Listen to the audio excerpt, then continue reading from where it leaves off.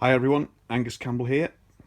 Saturday the 3rd of August, and today we're going to plough on with the primary case. Where we left it last time was that we got the clutch together. We were wondering about the thrust washer on the back side of the clutch, so we need to address that. And the next thing to do then is to ensure that the chain wheels are lined up, and then we can start to think about the chains themselves. I've got a primary chain, but that's too long, but is the right chain pitch. And also, since the last video, ordered up some chain from the web, which is Reynolds 110037, which is correct, but this is 42 pitches and we need 49 or 50 I think, and this is for the starter chain. So I've got two of those. Luckily there were two in stock, new all stock. So let's make sure they're both the same. Yep, there you go. So I'll be using the chain splitter to break those up and add to it to make sure we've got the right length of endless chain. The only concern I've got about that is I have a feeling that in the parts book it said it needs to be 49 pitches, which might be a bit difficult because that implies we might need a half link. Let's just have a quick look over it. So here we go with the Bible.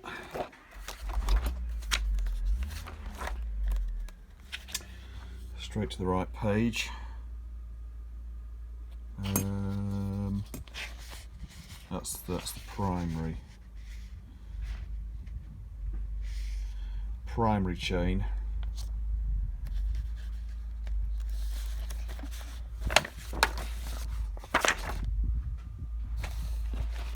So let's check that's the primary chain is 72 pitches, and I believe the one that I've got is 80.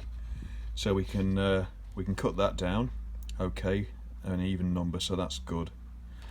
But if we just look at the page before, have a look at the starter chain.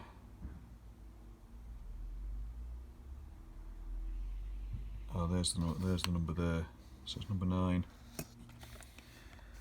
There we go, 49 pitches. So we've got 110037. So we've got the right chain, 49. I'm sure that means we're going to need a half link.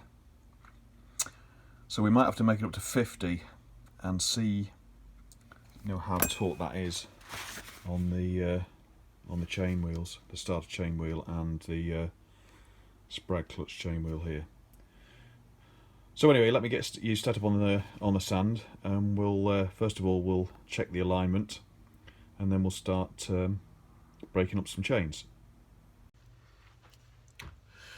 Right, so first things first, one of the outstanding things from the last video was the fact that we were questioning whether the thrust washer that we'd purchased against the correct part number, because it's common with other models, was the correct one on the back of the clutch.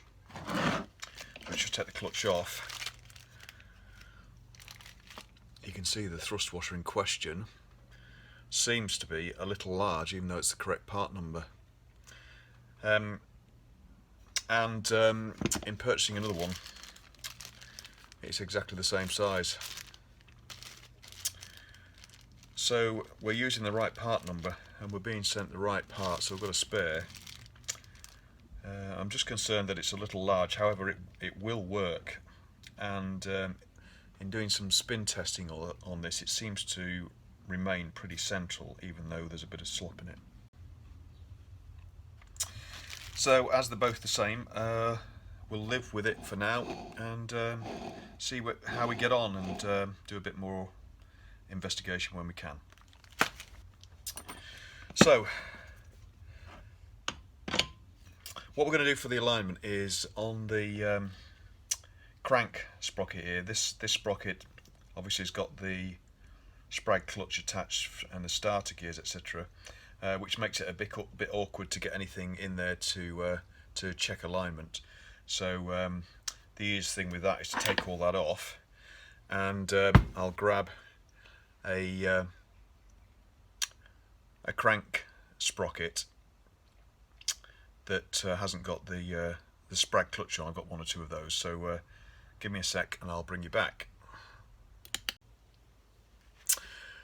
Okay, so what I've been doing is trying to actually fit one of the crankshaft sprockets that doesn't have the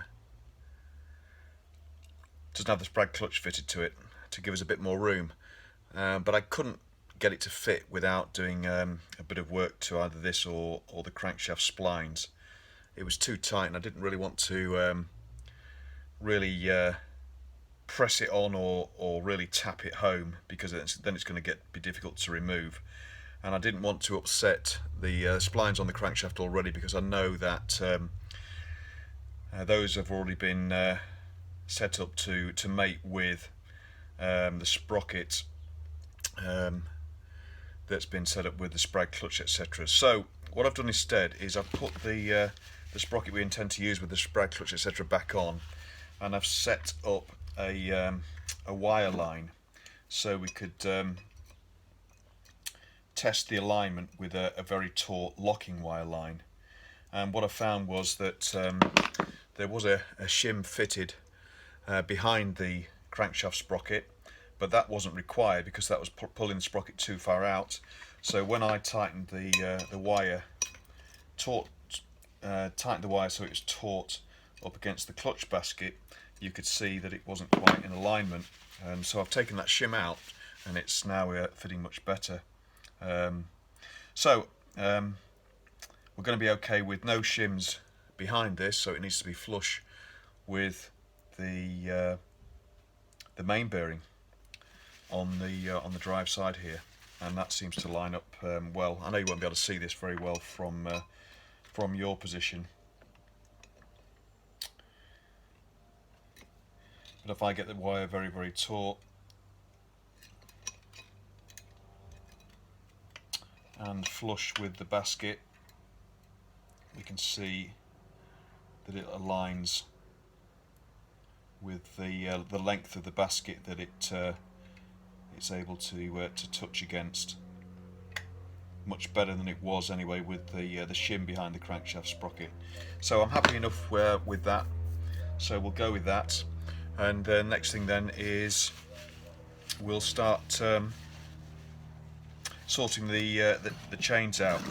So if we go back to the chain that I have, this is the correct pitch and length on the links, but I'm pretty sure this is 80 pitches and we want 72. So let's just give a check for that. Mark 1, 1, 2, 3, 4, 5, 6, 7, 8, 9, 10, 1, 2, 3, 4, 5, 6, 7, 8, 9, 20, 1, 2, 3, 4, 5, 6, 7, 8, 9, 30, 1, 2, 3, 4, 6, 7, 8, 9, 40, 1, 2, 3, 4, 5, 6, 7, 8, 9, 50, 1, 2, 3, 4, 5, 6, 7, 8, 9, 60, 1, 2, 3, 4, 5, 6, 7, 8, 9, 70, 1, 2, 3, 4, 5, 6, 7, 8, 9, 80. So yeah, this is 80 pitches. So the first thing we'll do then is we're going to break this chain and we're going to take 8 pitches out of it. 1, 2, 3, 4, 5, 6, 7, 8. And I've already test fitted this anyway to the engine.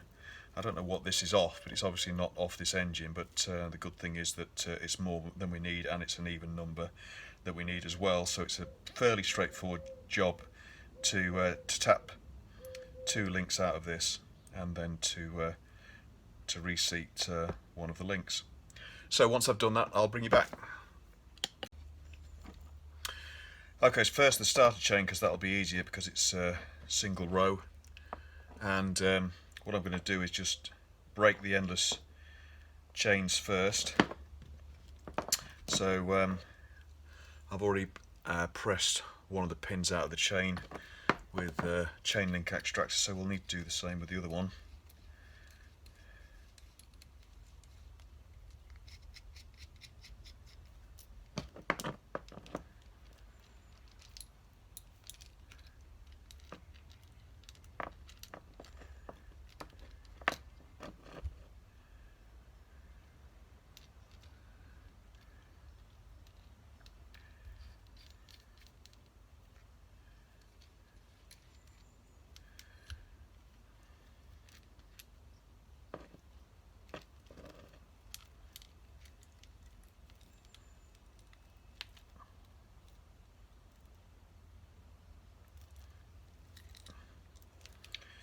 Bit tight, but off she goes. So this will just push the pin out onto the other side, and then we can grab that with pliers and pull it off.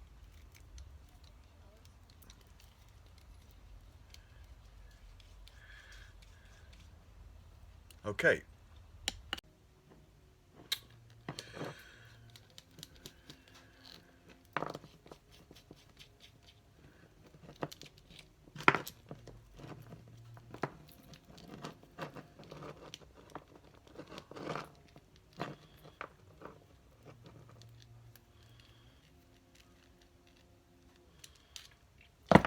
Right, that was a bit difficult to get out because the pins come out quite a long way, but it's just about out. So a pair of pliers.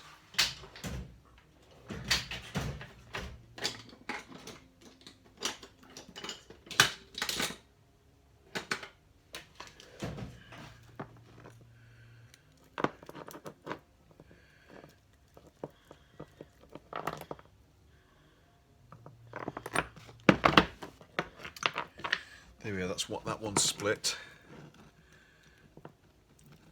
Similarly this one. Ouch.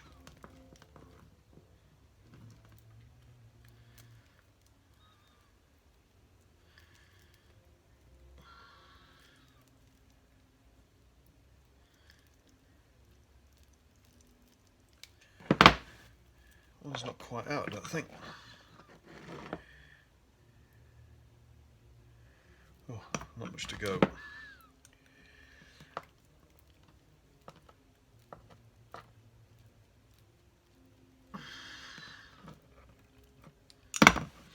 Right, bear with me a sec. I'm just going to put that put the splitter back on and just push that pin out a little further.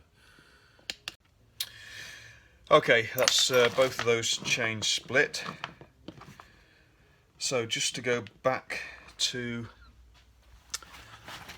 the spec, I think we need 49 links, and these are 42.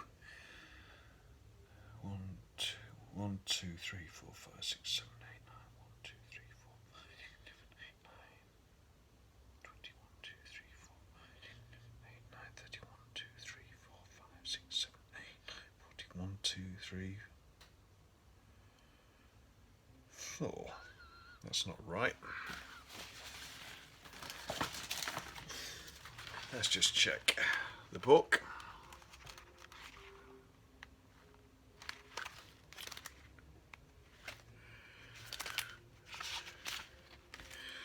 So the starter motor chain needs to be 49 pitches, and in these boxes, these chains, it says, are 42. 110037, 42 links. So that's 1, 2, 3, 4, 5, 6, 7, 8, 9, 10. 1, 2, 3, 4, 5, 7, 8, 9, 21, 2, 3, 4, 5, 6, 7, 8, 9, 31, 2, 3, 4, 5, 6, 7, 8, 9, 41, 2. That's correct.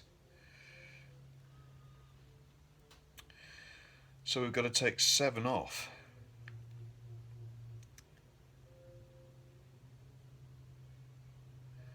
One, 2, 3, 5, 6, 7. So that means we need a half link because it's an odd number of links. So I think what I might do is build this chain with 50 links first, because I haven't got a half link.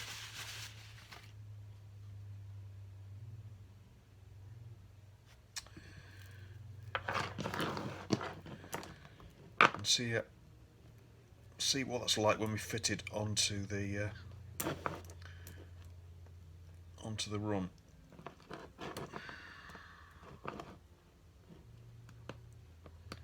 So what we'll do is we'll put this in the vise and press the pin in.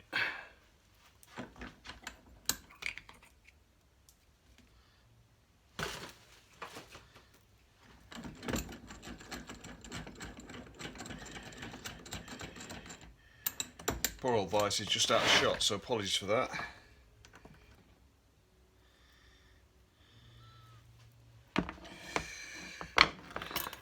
Okay, that's one pin just about all the way in. You can see it's standing slightly prouder because it needs to be tapped in a little bit further, but we'll just leave it like that for now. And then we'll split this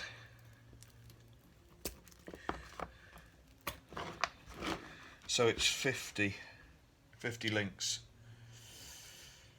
1,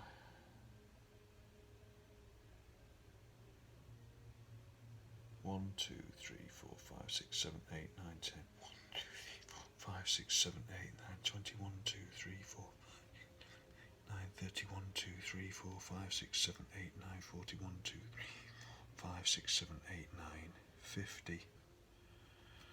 1, 2, 3, 4, 5, 6, 7, 8, 9, 10. 1, 2, 3, 4, 5, 6, 7, 8, 9, 20, 1, 2, 3, 4, 5, 6, 7, 8, 9, 30, 1, 2, 3, 4, 5, 7, 8, 9, 40, 1, 2, 3, 4, 5, 6, 7, 8, 9, 50. That's right. And one out.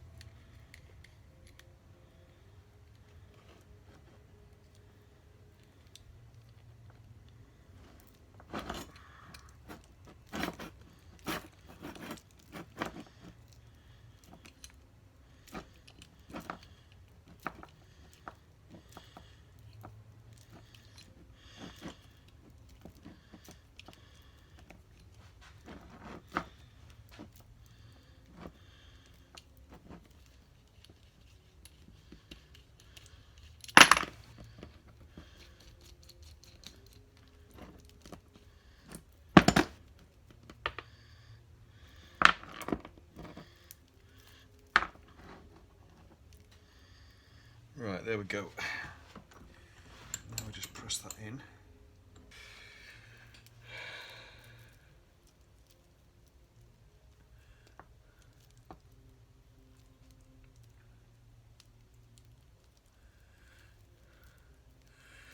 Okay.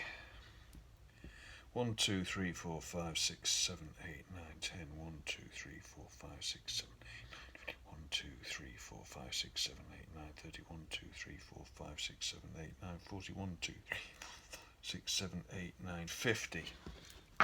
And there it is, 50. At last. So basically, we can now check that for length on the motor. So we'll just pull this now. We might actually, with this in situ, we might have to pull the chain wheel off the starter, but that's only held on with a circlip, so that's easy enough, and it's on splines.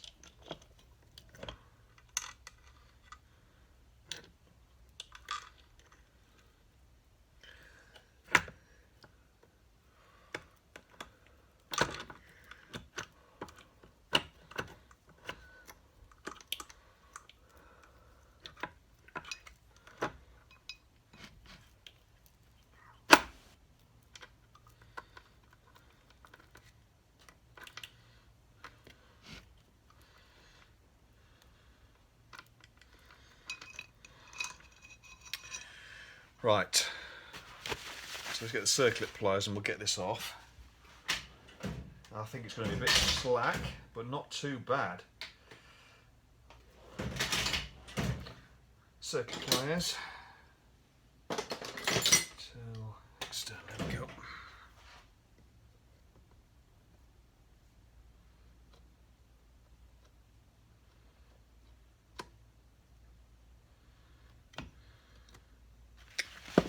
There we are, circlip off. That slides off.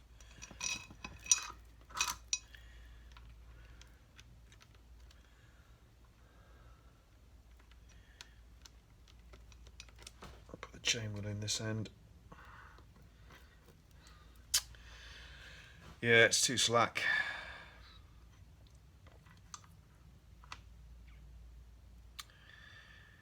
So we could take a link out of that,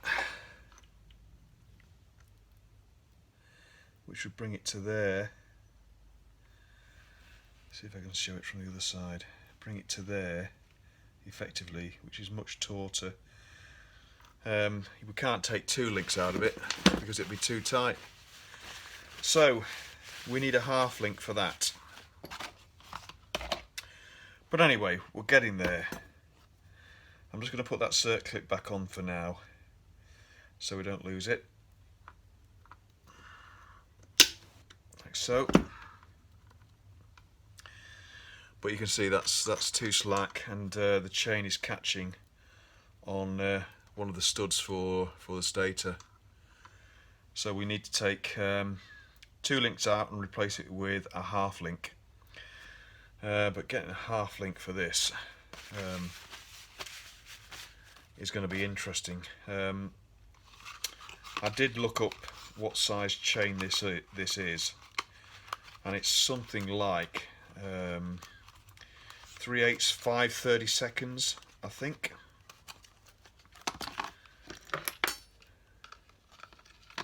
Anyhow, we'll save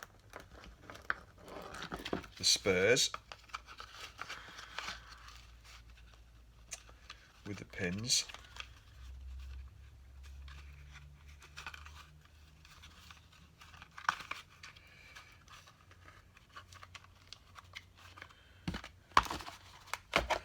For now, and what we'll do is see if we can order a half link from somewhere for that size of chain. It is a magneto chain on some models, some of the earlier 50s models.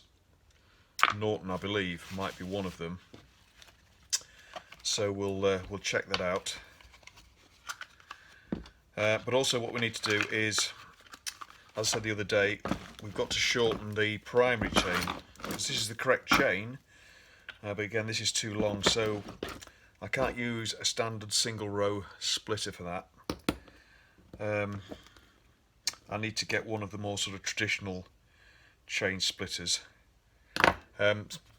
So what we'll do is leave it there for a quick one, and order some bits and pieces up, and then depending on how long they're going to take, we might come back on the next video to the gear cover on the other side and do the outer cover on the gearbox, because that's a job we've got to do too.